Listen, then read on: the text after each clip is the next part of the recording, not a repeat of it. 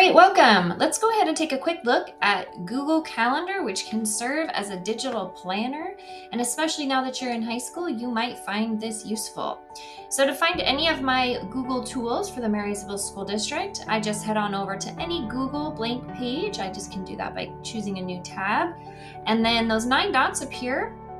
And I have a bunch of choices here that can be moved. So if you decide you like Calendar and you want it to be first, and maybe your email second, and Google Classroom third, you can move them around. Just a quick tip.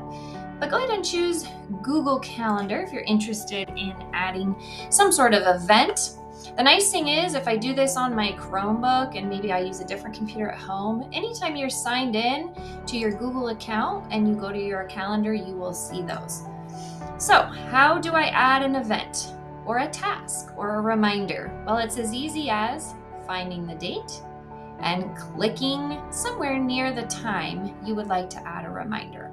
So let's say I have a biology test, and I know it's going to be at 1:30 on probably not Saturday. So maybe we'll say I have a baseball game. So on Saturday the 26th, I have a baseball game. I can always go in here and edit if it doesn't quite give me the right time frame. So maybe I have a 2-hour game, and I could just write baseball game versus Mount Lake Terrace. Now I could add a description if I'm supposed to bring something to remember, but usually that's about all you need to get a task on your calendar, and then you just choose save and notice the time updates. Now at any time I can double click and change any of the details on there. And if I needed to invite a friend to join me, I can add guests by looking up student names. It will just email them and add it to their calendar. So that's kind of fun if you're going to do like a study session and your friends are using Google Calendar.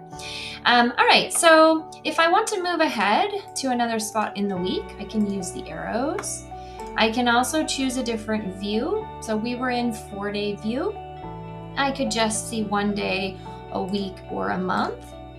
Up to you how you like to look at your tasks that you have, but you can go back and forth.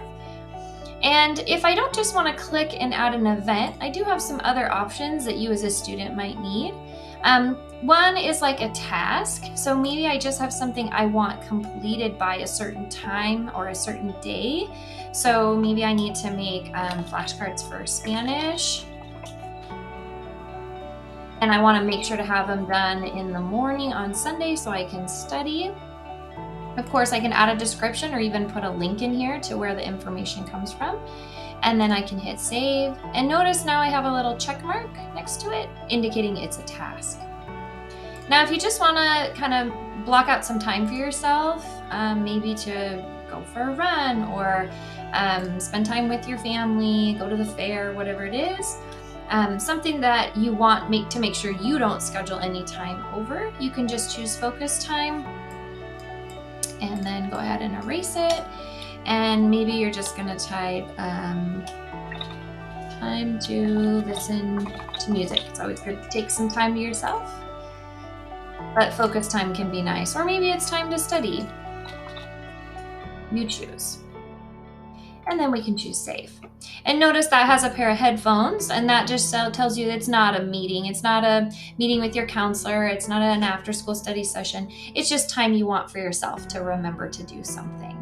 So I really like Google Calendar. It's a nice way to remember what you need to do and kind of keep track of what's coming and even get a big picture view of what is up in the next few weeks for you. So try it out, see if you like it, and it's just another tool available in your 9 dots or your Google Waffle.